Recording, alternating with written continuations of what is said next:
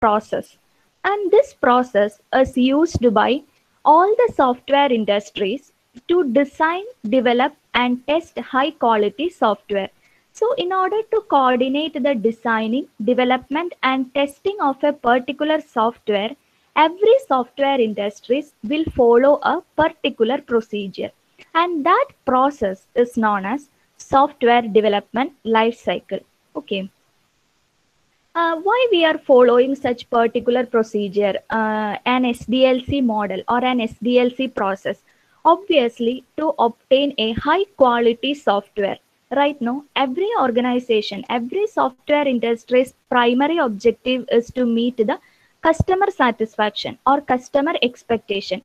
So, if the customer has to be satisfied, they should have a high quality end product delivered to them. Okay.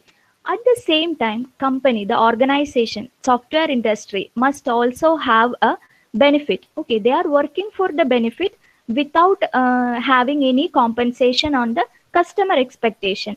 So this particular process, by following this particular software development lifecycle process, it will enable the organization to achieve a high quality software which meets the customer expectation in a proper time and with the estimated cost, so that it will not affect the organization's benefit as well as it will meet the customer expectation. Okay. So SDLC can be a process followed for a software project within a software organization. And this particular process will consist of a detailed plan, and it will describe how to start a project, how we have to design a software, how we can develop the software or maintain, replace or alter or make some enhancements to a specific software. So this life cycle will define a methodology for improving the quality of the software and the overall development process. Okay. Now, let us see the various stages in a software development life cycle. This particular life cycle includes 6 different stages. First one is the planning stage. And from the planning stage, it will go to defining, designing, and the fourth one is the building stage, and testing, and the deployment stage. So let us see all these stages in detail. The first one obviously goes to the planning and the requirement analysis. Right now, if we want to make a software, we should have a proper planning, and we should analyze what all are the requirements to build that particular software. Okay, so this is considered as the most important and the fundamental stages in a software development life cycle. And in an organization which is in the activity of building a software, this particular step, that is the planning and requirement analysis, will be performed by the senior members of the team. Okay, they will collect the input from the customers. That means they will have a customer meeting and they will collect the requirements from the customer. What kind of software that particular customer is expecting. So all these details will be taken, and this planning and requirement analysis will be done by the senior members of the development team. So they got the input, and based on this particular information, a plan about the basic project approach will be developed. It will also conduct a feasibility study by considering the aspects of economical, operational, and the technical areas. Then planning for quality assurance requirement and the some of the risk associated with that particular project will also be done in this planning stage. So in the planning stage, they will take the input from the customers and based on the information, that collected information, a basic project approach will be developed. Will also conduct a feasibility study in terms of economical, operational, and technical areas. Apart from that, some quality assurance requirements as well as the identification of risk associated with that particular software project will also be done in the case of in the planning stage. So we have completed our planning. Now we will go to defining the requirements. Okay, we have collected the details from the customer. Now we have to make an official or a formal analysis of these requirements. That means we have to clearly define and document these requirements and should get it approved from the customer. Okay, we take the input from the customer, that means the needs of the customer, and we should document it in an official format, and we should get it authorized or approved from the customer. Okay, that is done in the second stage of defining requirements. And this defining of the requirement is done through SRS, that is the software requirement specification document, which will consist of all the product requirements to be designed and developed during the project life cycle. So we make a proper design specification. After that, we are going to design that product. So we have collected the details, we make an SRS, and based on the requirements specified in that particular SRS, we will make some of the design approaches for that particular product. Usually we will make 2 or 3 design approaches for that particular product and document it in the design document specification. This design document specification will then be reviewed by some of the important stakeholders, and based on various parameters like the risk assessment or product robustness, budget, time constraint, the best design approach will be selected for a particular product. So in the design document specification, we will come up with more than one design approach for the particular product, and by considering some of the important parameters like risk assessment, product robustness, budget and time constraint, the best suitable design for that particular software will be selected. Okay, so we got the now at the completion of the third stage, we are having a proper design in our hand. Now we have to build or develop that design. That means we are going to develop the actual product in the fourth stage. Okay, in this stage of SDLC, the actual development starts and the product is built.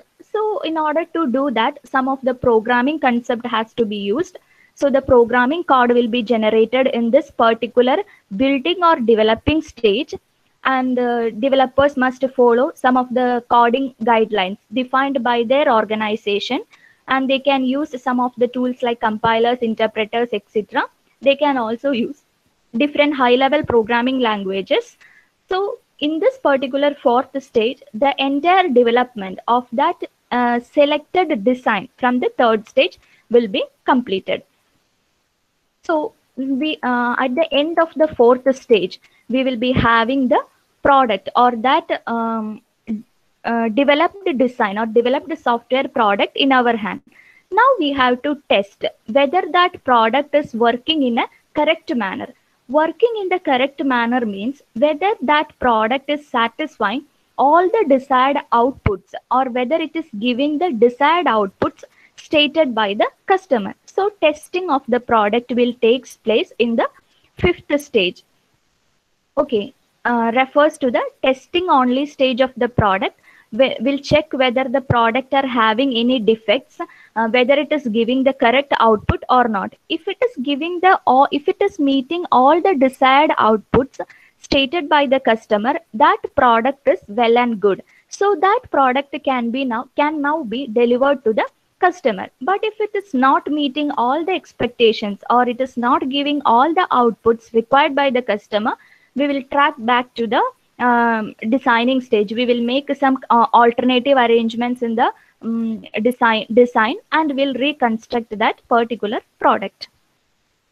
Okay, so once the testing is completed and it is good in well and good, we'll go for the deployment in the market and the maintenance. So the product is tested and ready to be deployed. It is released formally in the appropriate market.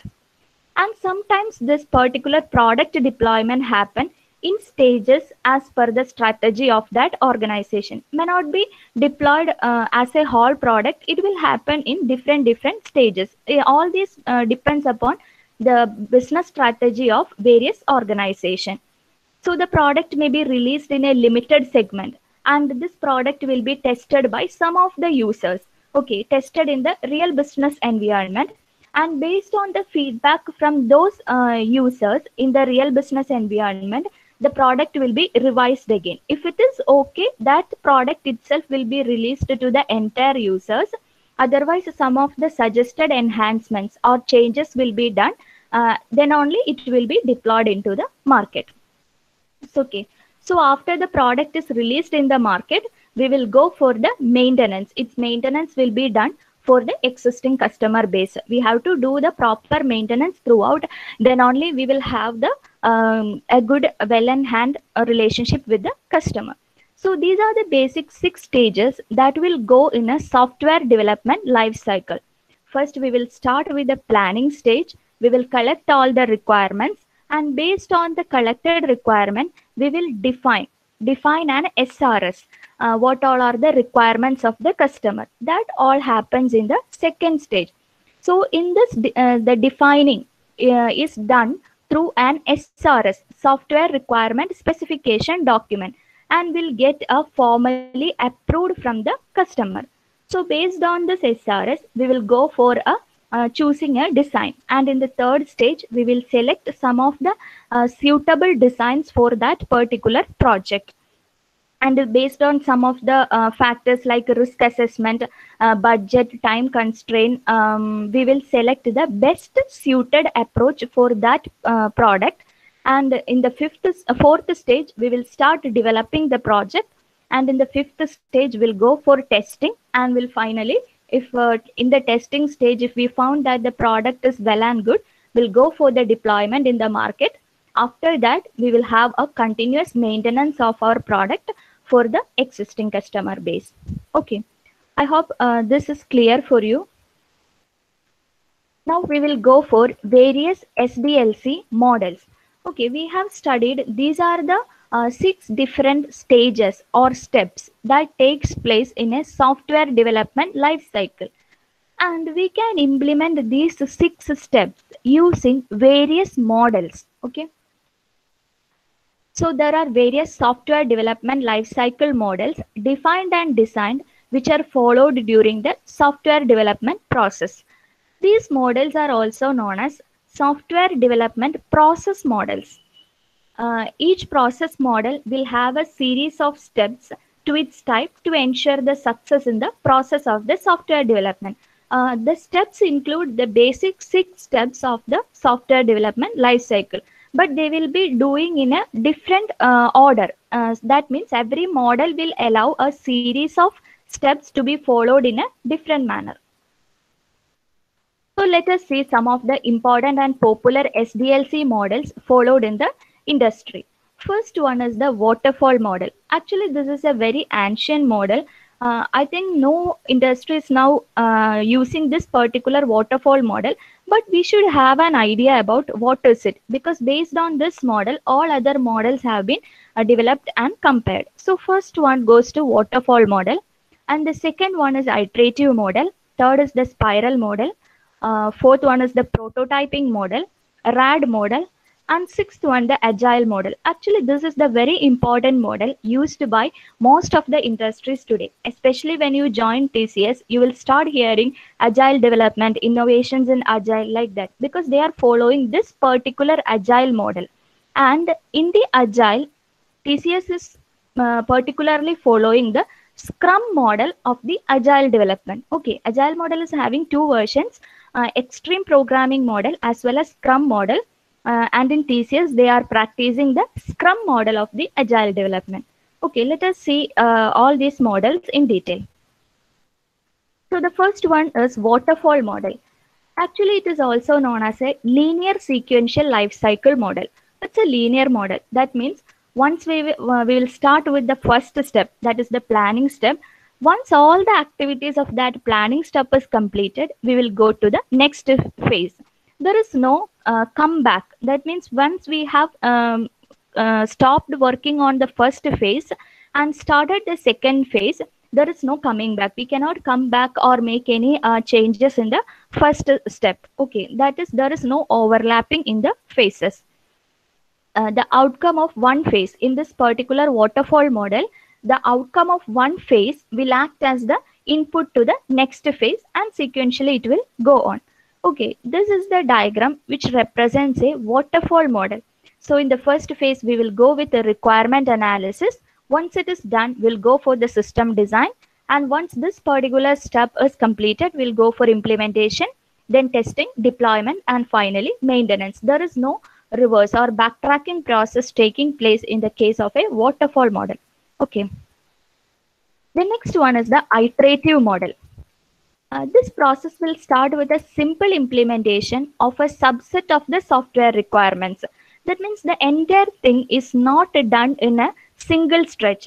The entire project or the entire product development will be divided into a subset modules. And we will complete one set first. Like that, we will conquer or iteratively enhance the complete implementation of the system. Okay. The basic idea behind this particular iterative model is that a system or a product is developed through repeated cycles and in smaller portions at a time, at an incremental time. So this is the diagram which represents the iterative model. We will have the entire requirements here, and we will divide it into some sections. So in the built one, the design, development, testing, and implementation will take place.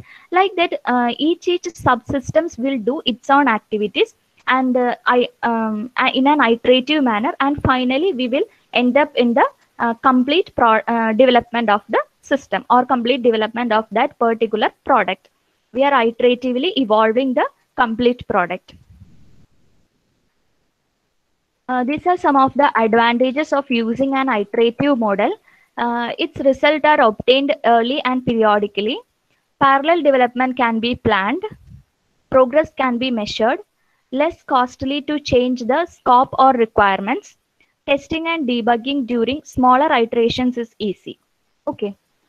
So that's all about the iterative model. Now we will go for the spiral model.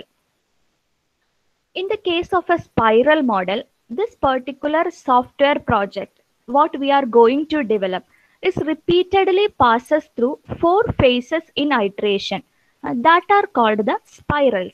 Let us see what are the 4 different phases. First one is identification. Second is the design. Third is construct or build. And fourth one is evaluation and risk analysis.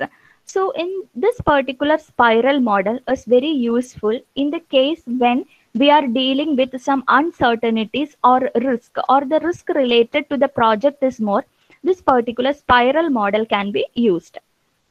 Okay, this is the diagram that represents the spiral model. See, this is in a iterative manner. So first, identification. We'll identify the business requirements, system requirements, etc. From here, it will go for the design. The module design, system design, architectural design will take place. And from here, we will construct or build. Based on the design which we have selected, we'll go for the development, that is building. After that, evaluation and risk analysis. So there will be a continuous monitoring of the system, and based on the customer feedback, etc., we'll evaluate and analyze the risk factors. So this is the spiral model. Some of the advantages include changing requirements can be accommodated, allows extensive use of prototypes. We'll discuss prototype next. Requirements can be captured more accurately, suitable for risk management. Okay, this point has to be remembered. This is very suitable. This particular model is suitable for the risk or uncertainty managements. And development can be divided into smaller parts, and the risky part can be developed earlier, which help in better risk management. So that's all about the spiral model. Next one is the prototyping model. In this particular model, a system development method in which a prototype is built. First, a prototype will be built based on the requirement analysis and the chosen design. A particular prototype of the product will be built first, and this prototype will be tested. and if it is having some of the shortcomings, then that will be reworked as necessary until an acceptable outcome is achieved. And once this prototype is giving the correct result, the desired output required by the customer, then only the correct product or the actual product development will takes place. That is called a prototyping model. And this model works best in scenarios where not all the project requirements are known in detail ahead of time. Okay, if we are not aware about all the requirements, what the customer needs at the starting, then we can go for this particular prototyping model. This is also an iterative trial and error process that takes place between the developers and the users. So this is the prototyping model. First, we will go for the requirement gathering. Then we will have a quick design of the prototype. Then we will build that prototype. Customer evaluation of prototype. If the customer is satisfied with this particular prototype, okay, then only the design, actual design and coding, the rest stages will start. Otherwise, if it is not accepted, if this particular prototype is not accepted by the customer, it will go for refining the requirements. And in the new prototype model, it will incorporate the customer suggestions. Okay, then again they will have a quick prototype design, will build the prototype and will give for customer to evaluation of the prototype. Okay, this is called prototyping model. Next is the RAD model. This is a rapid application development model, and this is also a type of incremental model. In RAD model, the components or functions are developed in parallel. The developments are time boxed, delivered, and then assembled into a working prototype. Okay. Sixth one is the agile model, and this is the very important model, and most of the industries are following the agile model of a software development life cycle. In the case of an agile, the tasks are divided to time boxes, that means small time frames, to deliver specific features for a release. In the case of agile model also, an iterative approach is taken and working software built is delivered after each iterations. And each build in the case of an agile is incremental in terms of features. The final build holds all the features required by the customers. So all the tasks is divided into small time boxes. And once this is completed, it will be delivered. After each iteration, it will be delivered to the customer. Only the final build will hold all the features required by the customer. This is most relevant SDLC model for the software industry. So this is the agile model. In first iteration, we'll go for planning, requirement analysis, designing, building, and testing. And this will be delivered to the customer. Okay. And it will have an incremental analysis or maintenance will be taking place. So after 2 or 3 months, the second iteration will start. Here also some of the planning, what all additional features has to be incorporated, requirement analysis, designing, building, and testing will takes place. Like that, it will go on. So this is an agile model. Let us see the top 5 industries that are adopting agile. One is marketing and advertising companies, construction companies, event planning companies, product development companies, finance related companies. So these are the basically top 5 industries that are adopting the agile software development lifecycle model. Okay. And one version of the agile model is the extreme programming model. This is one of the most important software development framework of agile models, and it is used to improve software quality and responsive to customer requirements.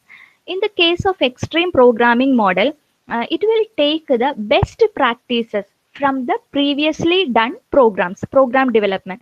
So what all are the best practices that we can choose from a previously developed product or previously developed program will be taken into consideration in the case of an extreme programming model.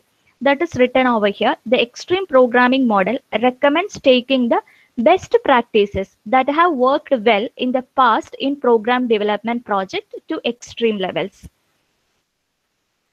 Next framework is the Scrum model. Okay, this is an agile development methodology used in development of software based on an iterative and incremental process. We have seen the diagram of the agile model. It works on the basis of an iterative and the incremental process.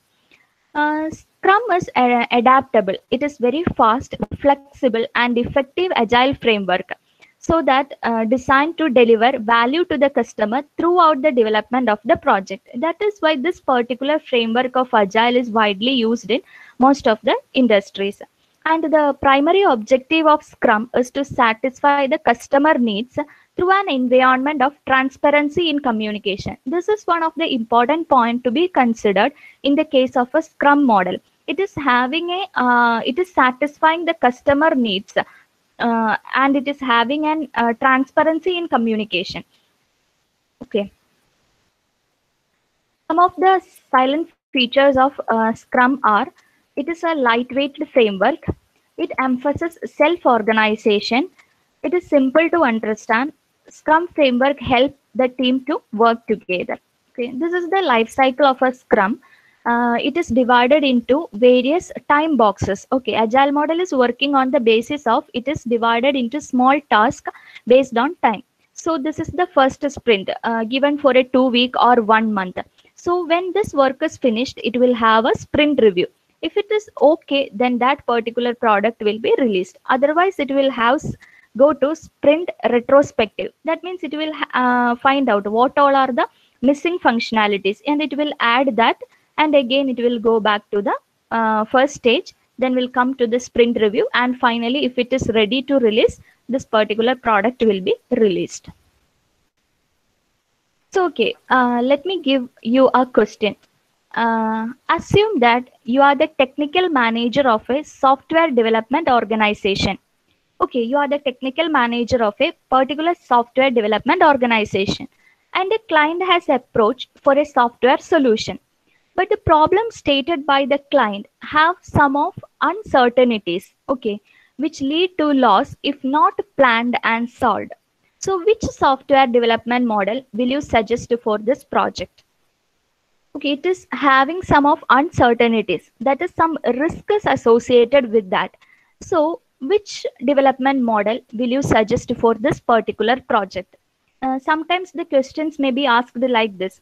You will give a scenario like this, and you will they will be provided with 4 options. Say agile model, spiral model, rad model, and waterfall model. Okay, these supposing that these 4 are the options, and you have to select the best option from this. So can anybody say which model you can select in this particular scenario, which is having uncertainties or risk associated with the project? Can anyone say?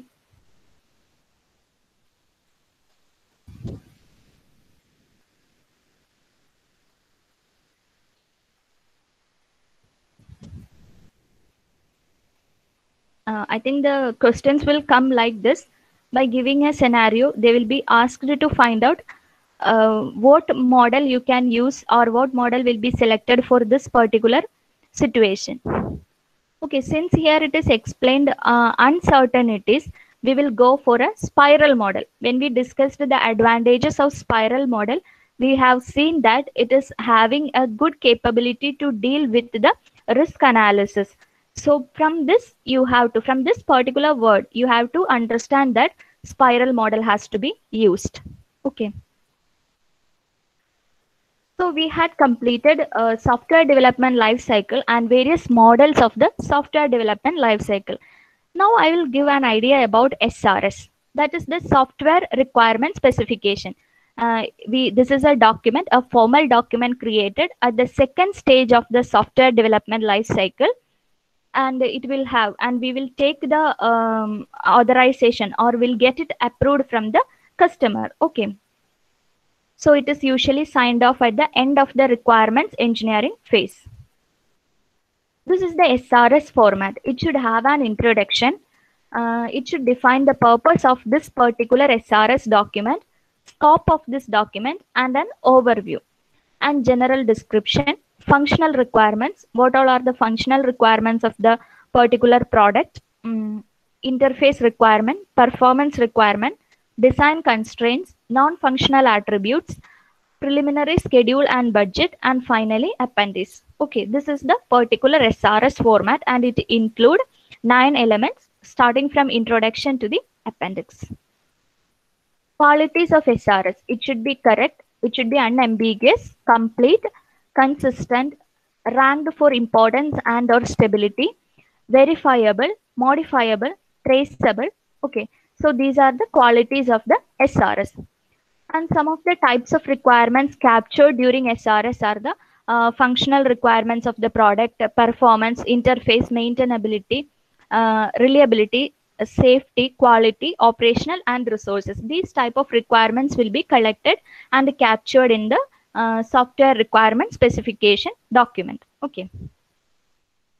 Okay, so we had seen the software development life cycle, some of the models or very important models, and SRS documentation. And next goes to the software testing. Okay, this is the process of evaluating a system or its components with the intent to find whether it satisfies the specified requirements or not, whether the product that we are going to deliver is having the complete requirement specified by the user or not. Okay, and this is testing is executing a system in order to identify whether any gaps, errors, or missings in contrary to the actual requirement. Okay, so types of software testing: we can do either manual testing. Mainly in most of the industries, they will be going for a manual testing. This includes testing a software manually, that is without using any automated tool or any script. We have to manually give every test cases and check whether the system is in a working properly. That means whether the system is giving the all desired outputs. Okay. And automation testing means tester write a script and uses another software to test the product. For testing the product, will create another software, and that particular software will be testing our software product. Okay. So there are basically 3 different methods for software testing. First one is the black box testing. The technique of testing without having any knowledge of the interior working. In this case of black box testing, the person who is doing this testing activity need not bother about the interior working or the code programming side. That person is need not aware about the programming concept of the particular product. He or she is only need to give the test cases and check whether they are getting the correct output or not. Okay. And okay, the tester does not have access to the source code, only need to check whether the desired output is getting for the particular input. Next is the white box testing. This is a detailed investigation of the internal logic and structure of the code. So in the case of a white box testing, the person who is doing this activity should be aware about the internal logic as well as the programming code of that particular software. Okay. It is also called glass testing or open box testing. So white box testing is known as glass testing or open box testing. In order to perform white box testing on an application, the tester needs to know the internal working of the code. He or she should be well aware about the structure of the code and the programming concept. That is the difference between the black box and the white box testing. The third one is the gray box testing. In this case, it is not necessary that the tester should be completely or well aware about the internal workings of the application. But instead, the tester should have a limited knowledge of the internal workings of that particular application. It is also known as a translucent testing, as the tester has limited knowledge of the insides of the application. Okay, so that's all about software testing. Basically 2 types of testing is done, either a manual testing or a automation testing. In most of the places you could see a manual testing. That means the tester itself have to give the test cases and check whether it is working properly or not. And the different methods are black box testing, white box testing, and the gray box testing. Next goes to the UML, Unified Modeling Language. I think you all are familiar about a flow chart, right? It will describe every steps in a pictorial representation. It will that is the pictorial representation of an algorithm. But UML is something. It is a language which shows the pictorial representation of the workflow or activity taking place in the case of a software development. It is something different from flowchart, but it gives a better view than the flowchart. Okay. It stands for Unified Modeling Language.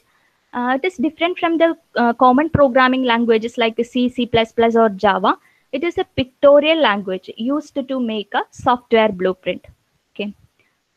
It can be described as a general purpose visual modeling language to visualize, specify, construct, and document the software system.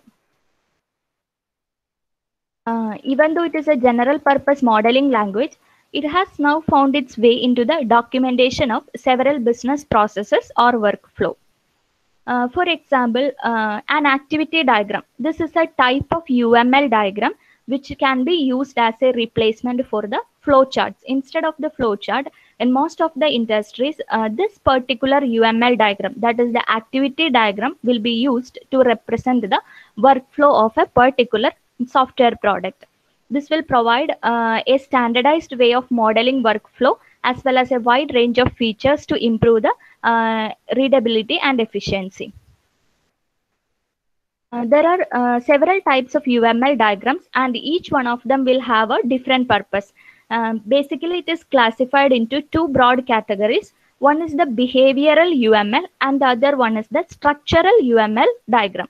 Okay, so behavioral UML diagram means it will try to analyze and depict the structure of a system. Okay, this is the structural UML diagram. It will depict the structure of a system or a particular process. And in the case of a behavioral UML, it will describe the behavior of the system. That means the actors and its building components of that particular system. It will describe the behavior of the system, its actors, and its building components. So some of the behavioral UML diagram include activity diagram, use case diagram, interaction overview diagram, timing diagram, state machine diagram, communication diagram, and sequence diagram. Okay, these are the basic behavioral UML diagrams. And then comes to the structural diagram, which depict the structure of the system, class diagram, object diagram, component diagram, composite structure diagram, deployment diagram, package diagram, profile diagram. Okay, these are the structural UML diagram. And here we will discuss activity diagram. Okay, these are the this activity diagram is considered as the most important UML diagram for doing business process modeling. In many of the industries, this particular activity diagram is used for doing the business process modeling. In the case of a software development, it is generally used to describe the flow of different activities and actions. Instead of using a flow chart, this particular activity diagram is used to showcase or describe the flow of different activities and actions in the case of a software development. And this can be both sequential and in parallel. Okay. So this diagram shows the this is an activity diagram. Here we will have an author, editor, and a publisher. So first there will be a write post, and this drafted post will be checked over here. Okay, and if it will go for review. If it is having no revision, that means no correction, it will go to the next step. Or if it is having or needs some of the revisions, it will again go back to the author.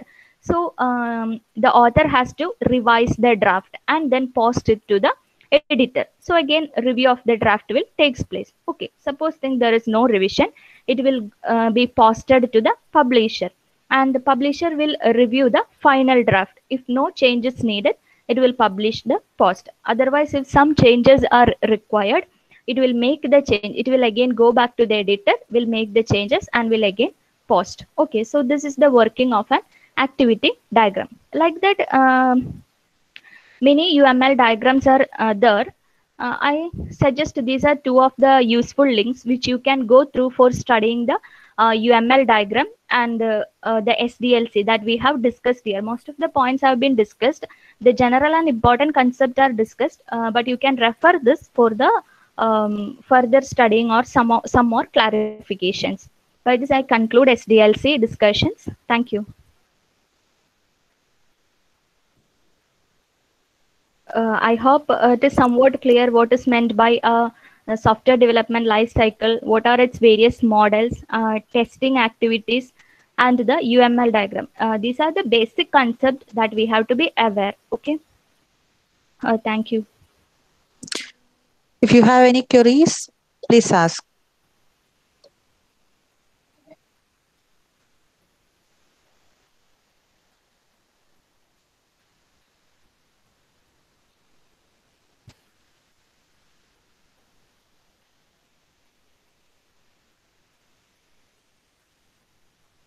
I think the CS students will be aware about all these concepts, right? You have studied SAPM.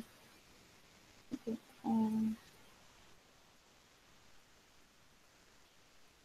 Okay, Madhya ma'am, shall we stop? I think. Yeah, ma'am. Thank you very much for your informative session, ma'am. Thank you. And also Okay, thank you all the participants. okay, thank you, students. Thank you, ma'am.